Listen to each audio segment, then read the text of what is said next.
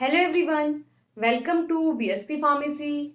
I am Nikita Gupta, and as we started our subject Cosmetic Science Unit 2 Lecture number 8 Shampoos. जैसे कि हमने start किया था हमारा सब्जेक्ट कॉस्मेटिक साइंस और इसकी यूनिट 2 को हम डिस्कस कर रहे थे, जिसके लास्ट लेक्चर के अंदर हमने स्टार्ट किया था हमारा टॉपिक ऑफ डिस्कशन जो था शैम्पूज। शैम्पूज का जनरल इंट्रोडक्शन हमने डिस्कस किया। ऑल्सो हमने डिस्कस किया वो सारे एक्सिपिएंट्स जो शैम्पूज को बनाने के लिए यूज किए जाते हैं।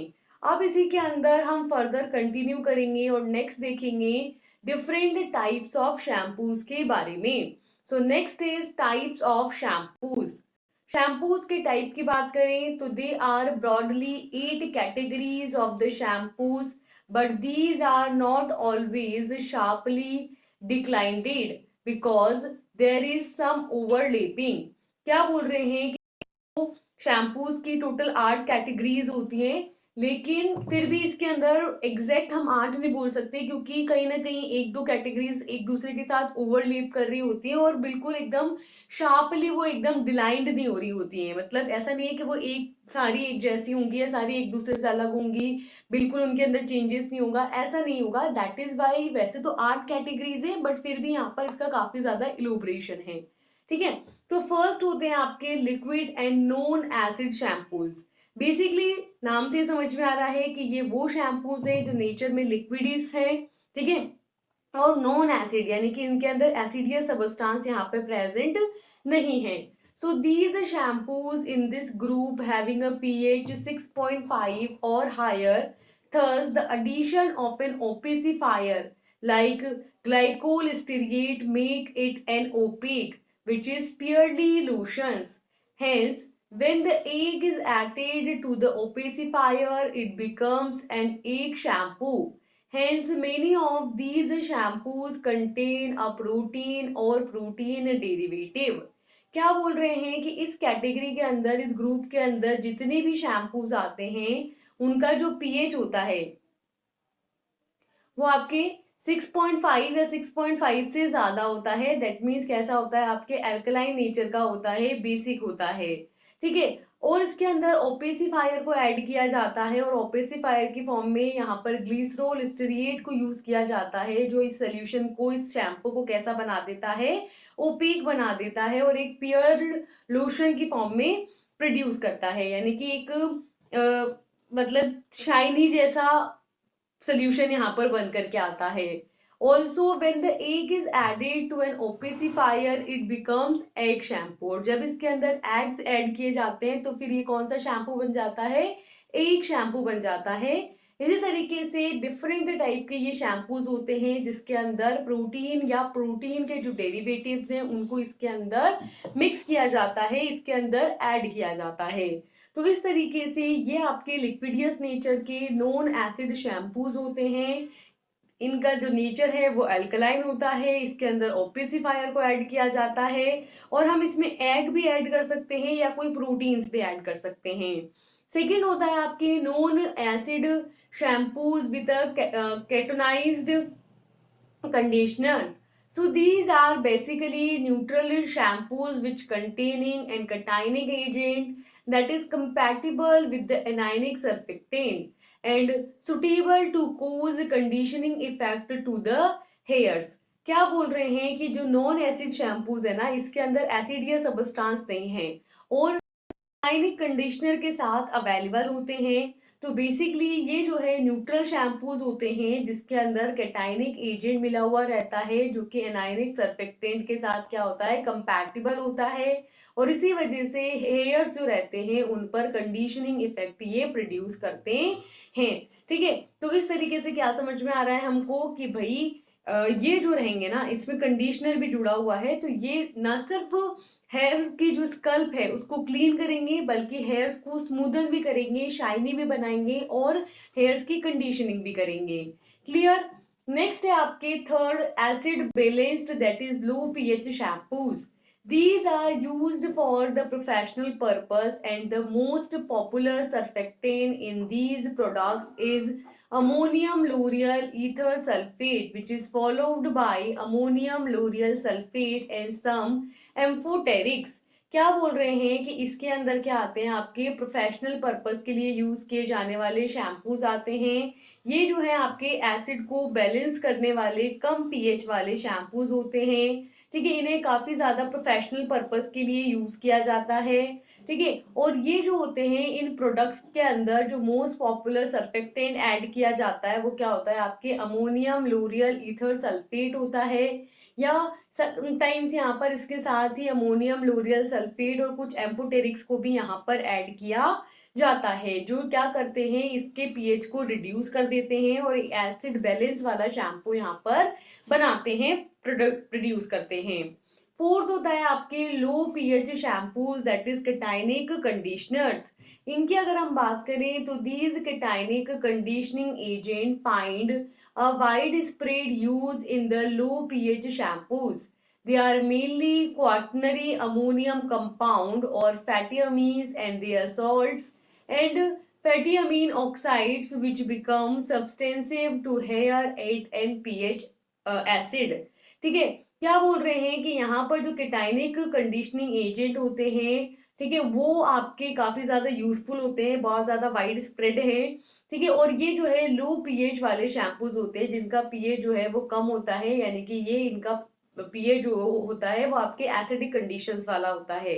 यानी कि ये शैम्पू जो है केटाइनिक कंडीशनिंग एजेंट इसमें मिलाए जाते हैं, एसिडिक नेचर का होता है, उसके अंदर जो main quaternary ammonium compound add किए रहते हैं, फैटी अमीन्स ऐड किए हुए होते हैं, फैटी अमीन्स के सॉल्ट होते हैं, फैटी अमीन्स के ऑक्साइड्स होते हैं, और इस तरीके से ये क्या करते हैं, हमारे जो हेयर्स होते हैं उनकी एसिडिटी को, उनकी पीएच को मेंटेन करने का काम करते हैं, और एसिड्स हमारे जो हेयर्स होते हैं, ठीक है, उन हेयर्स को जो एल्कलाइन पीएच चेक करके रखते हैं।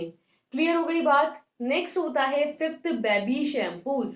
बेबी शैम्पू मतलब जो बच्चों का है, क्योंकि बच्चों की स्कैल्प थोड़ी सी ज्यादा सेंसिटिव होती है, तो इसके लिए बच्चों का शैम्पू थोड़ा सा अलग बनाया जाता है। So these have become very popular for the general family use and having the properties like mildness to the hair and skin, non-irritating to the eyes and non-stinging in the eyes। ठीक है, ये जो है काफी ज्यादा popular shampoos होते हैं जो जनरली फैमिलीज के अंदर यूज किए जाते हैं। इनको, इनकी जो हेयर को लेकर के जो प्रॉपर्टीज हैं कि भाई ये हेयर को और स्किन को बहुत कम अफेक्ट करते हैं, आईज को बहुत कम इरिटेट करते हैं, क्योंकि बच्चे जो है ना वो मोस्टली जैसे अगर उनको बाल में शैम्पू कर रहे हो और वो ऐसे हाथ लगा के आंखों में लगा लें, ठीक है, तो इसलिए इनको इस तरीके से बनाया जाता है कि आईज में भी बिल्कुल इरिटेशन ना करें, ठीक है, स्टिंगिंग यानी कि कोई भी जलन ना करें, तो इस तरीके से इनको फॉर्मुलेट किया जाता है और उनको कंसिडरेशन में लेते हुए बेबी शैम्पू स्पेशली जो छोटे बेबीज होते हैं उनके लिए प्रोड्यूस किया जाता है। नेक्स्ट होते हैं gel shampoos. These are available as a consumer item that is packaged in the plastic tubes. They are found in concentrate form and are popular for the professional use. Here, gelatin is generally achieved by the use of alcohol amides, methocel, and certain combinations of anionic and amphoteric surfactant. The range is appearance from viscous liquid to extruable gels। क्या बोल रहे हैं gel shampoos के बारे में कि ये जो होता है जेल नेचर के होते हैं, यानी कि जिसकी अपीयरेंस होती है, जो इसकी फिजिकल प्रॉपर्टीज होती हैं वो जेल वाली होती हैं। तो ये जो है कंज्यूमर आइटम्स के अंदर अवेलेबल होते हैं और प्लास्टिक ट्यूब्स के अंदर आते हैं। ठीक है, ये जो है बेसिकली शैम्पूज की कंसंट्रेटेड फॉर्म होती है और प्रोफेशनली काफी ज्यादा यूज की जाती है, प्रोफेशनल यूज के लिए काफी ज्यादा पॉपुलर होती हैं। ठीक है, यहाँ पर जेल फॉर्म करने की जो प्रोसेस होती है उसको बोलते हैं जेलेशन, और यहाँ पे जेलेशन करने के लिए कौन कौन से सबस्टांस यूज किए जाते हैं, तो यहाँ पर यूज किए जाते हैं सर्फेक्टेंट जैसे कि एल्कोहल अमाइड्स, मीथोसेल और एनाइनिक एंड एम्फोटेरिक सर्फेक्टेंट्स का कॉम्बिनेशन। तो इस तरीके से ये जो है आपके विस्कस लिक्विड से लेकर के एक एक्सट्रूएबल जेल की फॉर्म के अपीयरेंस के भी पाए जाते हैं। तो इस तरीके से अलग अलग रेंज के ये वेरी करते हैं। क्लियर हो गई बात। नेक्स्ट है आपके seventh, dilutable shampoos for the professional use. इनकी अगर हम बात करें तो conventional liquid shampoos have been replaced by either the concentrated gel shampoos or liquid shampoos for the professional use, and before using it should be diluted with the water because are present in a very high concentration. The diluted product should have a respectable foaming qualities along with the good viscosity. क्या बोल रहे हैं diluted shampoos के बारे में कि ये shampoos डाइल्यूएबल हैं, यानी कि इनको यूज करने से पहले क्या किया जाता है, डाइल्यूट किया जाता है। और प्रोफेशनली इनको यूज किया जाता है जो सैलून वाले होते हैं उनके थ्रू। तो कन्वेंशनल जो हम डेली यूज वाले शैम्पूज होते हैं ना, उनको रिप्लेस कर दिया जाता है किसके थ्रू, कंसंट्रेटेड जेल शैम्पूज के थ्रू या लिक्विड डाइल्यूएबल शैम्पूज के थ्रू, स्पेशली प्रोफेशनल यूजेस के अंदर। क्यों? क्योंकि वहां पर हमें ज्यादा कंसंट्रेटेड चाहिए और ज्यादा इफेक्ट भी चाहिए, तभी कंज्यूमर जो है वो अट्रैक्ट होगा। ठीक है, इसलिए वहां पर डाइल्यूएबल शैम्पूज या कंसंट्रेटेड जेल शैम्पूज को यूज किया जाता है। तो जब इनको यूज किया जाता है उसके पहले इसे पानी में डाइल्यूट किया जाता है, क्योंकि ये बहुत ही हायर कंसंट्रेशन के अंदर प्रेजेंट होते हैं। ये जो डाइल्यूटेड प्रोडक्ट हमको यहाँ पर मिलता है, इसकी जो फॉर्मिंग प्रॉपर्टीज होती है, फॉर्मिंग क्वालिटीज होती है, वो भी बहुत अच्छी होती है ना। और उसकी जो विस्कोसिटी होती है वो भी बहुत अच्छी होती है। तो यहाँ पर इसकी विस्कोसिटी के साथ इसकी फॉर्मिंग क्वालिटीज को भी डाइल्यूट किया जाता है एंड देन इसको यूज किया जाता है। ठीक है, नेक्स्ट होता है आपके eighth, cream paste shampoos. These become famous in the late 14 and early 15s and were packaged in the jars. ठीक है, ये जो है 14 के लेट में और 15 के अर्लियर टाइम के अंदर इसको यूज किया जाता था और ये जार्स के फॉर्म में पैक किए जाते हैं। ठीक है, they are not widely use except for the medicated form for the control and treatment of the dandruff. ठीक है, इनको बहुत ज्यादा यूज नहीं किया जाता है। ठीक है, एक्सेप्ट वही कंडीशन है कि अगर ये मेडिकेटेड फॉर्म में है तो इनको यूज करते हैं डैंड्रफ को कंट्रोल करने के लिए या डैंड्रफ को ट्रीट आउट करने के लिए। ठीक है, तो पहले के टाइम पे इसको यूज करते थे जार फॉर्म में, ये क्रीमियस नेचर के आते थे, लेकिन अब इनको उतना ज्यादा यूज नहीं किया जाता। और सिर्फ स्पेसिफिक जब डैंड्रफ की कंडीशन होती है तो उसके ट्रीटमेंट के लिए, उसके कंट्रोल के लिए थोड़ा बहुत यूज कर लेते हैं। ठीक है, तो इस तरीके से ये 8 टाइप के शैम्पूज यहाँ पर होते हैं। अब शैम्पूज अप्लाई करने के बाद जो चार्ज उन पर जनरेट हो जाता है हेयर्स पर, उसको नॉर्मलाइज करने के लिए अप्लाई किया जाता है हेयर्स पर कंडीशनर। ठीक है, और कंडीशनर क्या करता है, हेयर्स की को कंडीशन करने का काम करता है। तो यही कंडीशनिंग शैम्पूज को हम डिस्कस करेंगे, जिसके अंदर कंडीशनिंग एजेंट यहाँ पर मिलाया जाता है। ठीक है, तो कंडीशनिंग शैम्पू समझते हैं कि these conditioning shampoos are formulated to provide a dual benefits of in shampoo as well as a conditioner. It is a sophisticated hair care product which has a shampoo and a conditioner in one. ठीक है, तो ये जो conditioning shampoos होते हैं ना, इसके अंदर शैम्पूज के अंदर ही कंडीशनर मिला हुआ रहता है, यानी ये वो फॉर्मुलेशंस होती हैं जो कि आपको डुअल बेनिफिट्स देती है, शैम्पू का भी काम कर लेती हैं और कंडीशनर का भी काम कर लेती हैं। तो ये इस तरीके से काफी सोफिस्टिकेटेड फॉर्मुलेशन होती है ना, जो हेयर्स को ट्रीट करने के लिए, हेयर्स को बेटर बनाने के लिए यूज की जाती हैं। इसके अंदर आपके होते हैं शैम्पूज और कंडीशनर, यानी कि शैम्पू और कंडीशनर दोनों एक ही के अंदर मिल जाएंगे इसमें आपको।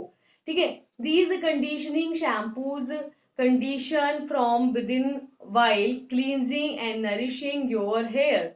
These conditioning shampoos are formulated to cleanse the hair and scalp and remove the dirt or grime without stripping away too much of the natural sebum and condition the hair, keep it shiny and healthy.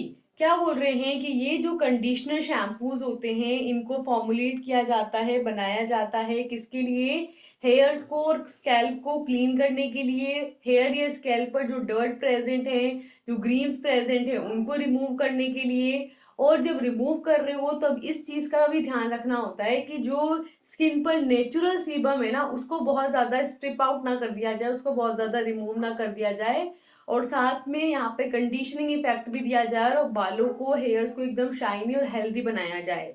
ठीक है, तो इस तरीके से ये जो conditioning shampoo है वो क्या है, आपके शैम्पू प्लस कंडीशनर है। ठीक है, और क्या करता है, बालों को क्लींस भी करता है और शाइनी भी बनाता है, हेल्दी भी बनाता है। नेक्स्ट है कंडीशनिंग शैम्पू। तो ये कंडीशनिंग शैम्पू बनाने के लिए जो फॉर्मुलेशन होती है वो है कि इसमें आपके इंग्रेडिएंट्स होते हैं stearyl dimethyl benzyl aluminium sorry ammonium chloride 5.5%, ethylene glycol monostearate 2%, cetyl alcohol 2.5%, water लगभग up to 100%, and colour perfumes and preservative quantity sufficient. तो ये जो कंडीशनिंग शैम्पूज होते हैं इसके अंदर मेनली तो हमारा वाटर ही होगा, लेकिन उसके अलावा यहाँ पर कुछ इंग्रेडिएंट होंगे जैसे कि cetyl dimethyl benzene ammonium chloride और इथाइलिन ग्लाइकोल मोनोस्टेरिएट और सिटाइल अल्कोहल। इसके अलावा हम ऐड करेंगे कलर परफ्यूम और प्रेजर्वेटिव जो फाइनल हमारे शैम्पूज को फॉर्मुलेट करेगा। क्लियर।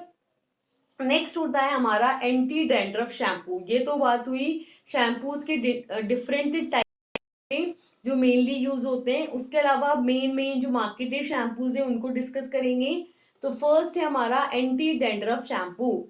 नाम से समझ में आ रहा है कि एंटी डैंड्रफ शैम्पू बेसिकली वो शैम्पू होगा जो क्या करेगा, डैंड्रफ को रिमूव करेगा, यानी कि डैंड्रफ के अपोजिट काम करेगा, यानी स्कैल्प पे जो डेड सेल्स प्रेजेंट होगी उनको ये रिमूव आउट कर देगा और फर्दर ग्रो भी नहीं होने देगा। ठीक है, तो क्या होता है एंटी डैंड्रफ शैम्पूज कि they are a basic shampoo which are along with, ठीक है। तो नेक्स्ट हम डिस्कस कर रहे थे किसके बारे में, एंटी डैंड्रफ शैम्पूज के बारे में, that they are the basic shampoos which are along with the normal surfactant or some medicinal ingredients that are needed to treat the seroboia. In seborrhea, there is a chronic scaling of scalp which is usually non-inflammatory, and the ingredients responsible for the medicinal activity are selenium sulfide, zinc pyridine, coal tar, salicylic acid, and sulfur. Hence, these ingredients act by slowing down the process of keratinization or obstructing the flax of dandruff by converting them into the smaller particles. क्या बोल रहे हैं कि ये जो anti dandruff shampoos होते हैं ना, ये भी बिल्कुल जैसे बेसिक शैम्पूज होते हैं वैसे ही होते हैं, बस इसके अंदर एंटी डैंड्रफ एजेंट अलग से ऐड किया जाता है। तो यहाँ पर बेसिक शैम्पूज होते हैं जिसके अंदर वही सेम नॉर्मल सर्फेक्टेंट होते हैं या फिर कुछ मेडिसिनल इंग्रेडिएंट्स यहाँ पर हम एडिशनल ऐड करते हैं जो कि सिरो होइया यानी कि जो डेंड्रफ होता है उसको यहाँ पर ट्रीट करते हैं। ये जो सिबोरिया होता है ये एक क्या होता है, इसके अंदर जो स्कैल्प होती है ना उसमें क्रोनिक स्केलिंग होने लग जाती है, यानी कि वो जो स्कैल्प है वो उतरने लग जाती है। ठीक है, जो नॉन इन्फ्लेमेटरी होती है मतलब उसमें कोई पेन वेन नहीं होता। ठीक है, जैसे आप कंघा लगा रहे हो सर्दियों के अंदर तो ड्राइनेस की वजह से जो स्कैल्प होगी वो उतर के आ गई। ठीक है, तो यहाँ पर जो मेजर इंग्रेडिएंट्स होते हैं जो यहाँ पर मेडिसिनल एक्टिविटी के अंदर पार्टिसिपेट करते हैं, जो इसके लिए एंटी डेंड्रफ होने का काम करते हैं, वो होते हैं आपके selenium sulphide, zinc pyrithione, coal tar, salicylic acid और सल्फर। तो ये यहाँ पर मेन यूज किए जाने वाले मेडिसिनल सबस्टांस होते हैं। जो इंग्रेडिएंट्स होते हैं ये सिंपली क्या करते हैं, केराटिनाइजेशन के प्रोसेस को स्लो डाउन कर देते हैं। ठीक है, या जो डेंड्रफ के फ्लैक्स होते हैं, ठीक है, उनमें जो ऑब्स्ट्रक्शंस हो रहे होते हैं उसको ये क्या कर देते हैं, हटा देते हैं, स्लो डाउन कर देते हैं और सिंपली उनको किसमें, छोटे छोटे स्मॉलर पार्टिकल्स में कन्वर्ट कर देते हैं और कन्वर्ट करके उनको रिमूव आउट कर देते हैं। ठीक है, तो क्या बोल रहे हैं कि जब ये सीबोरिया की कंडीशन होती है जिसके अंदर डैंड्रफ देखने को मिलता है, ठीक है, तो यहाँ पर हम मेडिसिनल सब्सटेंसेस के फॉर्म में selenium sulphide, zinc pyrithione, coal tar, salicylic acid and sulphur को यूज करते हैं। ठीक है, जो कि इस केराटिनाइजेशन के प्रोसेस को या डैंड्रफ की फॉर्म में फ्लैक्स के रिमूव आउट होने की जो प्रोसेस होती है उसको यहाँ पर चेंज कर देते हैं और उनको एकदम फाइन स्मॉलर पार्टिकल्स के अंदर कन्वर्ट कर देते हैं, जिसकी वजह से आपको डेंड्रफ देखने को नहीं मिलता क्योंकि वो वॉश आउट हो जाता है। क्लियर? तो ये करता है बेसिकली एंटी डेंड्रफ।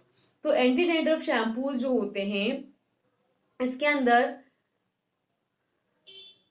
दो तरीके से इसे बना सकते हैं। एक जो फॉर्मुलेशन होगी उसके अंदर तो हम यूज करेंगे thymol 0.05%, menthol 0.1%, camphor 0.1%, TLS that is the main ingredient 55% and water up to 100%. Beyond this we will add the coloring agent, perfumes and preservative which is quantity sufficient. ठीक है, तो यहाँ पर एक तो फॉर्मुलेशन वो होगी जिसमें थाइमोल, मेंथोल और कैम्फर डाल करके टीएलएस के साथ वाटर में डिसॉल्व करके हम फॉर्मुलेशन बनाएंगे। और जो दूसरी फॉर्मुलेशन होगी हमारी उसके अंदर ऐड किया जाएगा selenium sulphide, bentonite, SLS paste, water and colour and perfuming agent. ठीक है, तो ये जो एंटी डैंड्रफ शैम्पूज होते हैं इसके अंदर सेलेनियम सल्फाइड का कंटेंट होता है 2.5%, बेंटेनोइड होता है 5%, एसएलएस पेस्ट होता है 35%, वाटर होता है up to the 100 ml। Beyond this we will add colour, perfume and preservatives quantity sufficient. ठीक है, तो यहाँ पर एंटी डेंड्रफ जो शैम्पूज होते हैं इसमें हमारे क्या क्या ऐड किए जाते हैं, सेलेनियम सल्फाइड को ऐड करते हैं 2.5%, बेंटेनॉइड 5% और इसको एसएलएस के अंदर ऐड करके जो कि 35% हम लेंगे टोटल फॉर्मुलेशन का, उसमें अच्छे से मिक्स करके अप टू द 100 ml इसमें वाटर ऐड करके फाइनल हम एंटी डेंड्रफ शैम्पू फॉर्मुलेट कर लेंगे। एट द लास्ट हम क्वांटिटी सफिशिएंट अमाउंट के अंदर कलरिंग एजेंट, फ्रेग्रेंस एजेंट और प्रेजर्वेटिव को ऐड कर देंगे। देन नेक्स्ट आता है हमारा बेबी शैम्पूज। बेबी शैम्पूज से हम क्या समझते हैं कि जो बेबीज में अप्लाई किया यानी कि जो बहुत ही सॉफ्ट स्कैल्प के लिए बना हुआ होता है। So these shampoos are well known for their midness sorry mildness, and they show very low or negligible amount of eye and scalp irritation. These baby shampoos constitutes 5% of the total market of shampoo and it is intended for the neonates and infants. These are amphoteric surfactant which have the lowest degree of irritation and it is the main ingredient in the formulation of the baby shampoo. Hence, as per the instructions given during the patent, it must contain a blend of surfactant that helps in lowering the irritation and also act as a counter irritant. ठीक है, क्या बोल रहे हैं baby shampoo के बारे में कि ये जो शैम्पूज होते हैं, ठीक है, ये इनकी माइल्डनेस की वजह से काफी ज्यादा फेमस होते हैं, काफी ज्यादा वेल नोन होते हैं क्योंकि इसके अंदर बहुत ही कम अमाउंट में या बहुत ही नेग्लिजिबल अमाउंट के अंदर ये आईज को या स्कैल्प को इरिटेट करते हैं, बहुत कम ये इरिटेट करते हैं। ये जो बेबी शैम्पूज होते हैं ये टोटल शैम्पूज के मार्केट का 5% कंटेन करते हैं और इन्हें मेनली जो नियोनेट्स होते हैं, इन्फेंट्स होते हैं, उनके लिए यूज किया जाता है। यहाँ पर इसमें ऐड किया जाता है एम्फोटेरिक सर्फेक्टेंट जिसके अंदर बहुत ही कम अमाउंट के अंदर इरिटेशन प्रोड्यूस करने वाले एजेंट्स होते हैं। ठीक है, ये एम्फोटेरिक सर्फेक्टेंट भी बिल्कुल इरिटेशन नहीं करता और ये आपकी बेबी शैम्पू की जो फॉर्मुलेशन है उसका मेन इंग्रेडिएंट होता है। तो यहाँ पर इंस्ट्रक्शंस के अकॉर्डिंग जब इसका पेटेंट ग्रांट किया जाता है उससे पहले इसमें चेक किया जाता है कि सर्फेक्टेंट कौन सा यूज कर रहे हो, उसका ब्रांड कौन सा है, मतलब सर्फेक्टेंट को कैसे बनाया है, कैसे ब्लेंडिंग की है और किस तरीके से इसको फॉर्मुलेट किया है। ठीक है, ये कैसे आपके इरिटेशन को कम कर सकता है और कैसे ये इरिटेंट काउंटर की तरह काम करेगा, यानी कि इरिटेशन को अपोज करने का काम करेगा। अगर इरिटेशन हो भी रही है तो उसको होने से रोकेगा। क्या ऐसा आपने इसके अंदर ऐड किया है वही यहाँ पर पेटेंट ग्रांट करते टाइम चेक किया जाता है।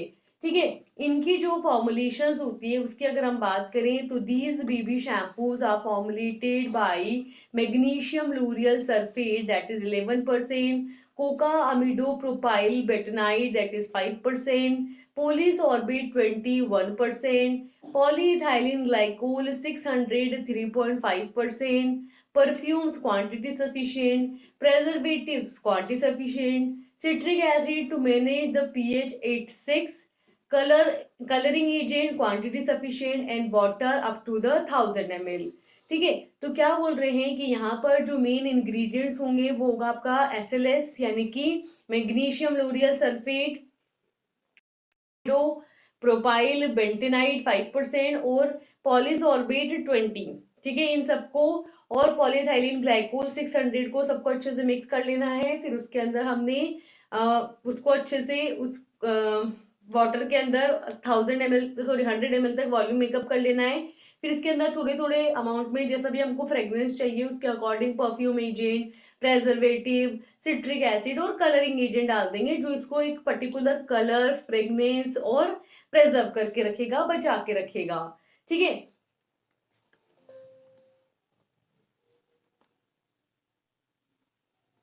तो ये हुई बात अपनी किसकी, बेबी शैम्पूज की।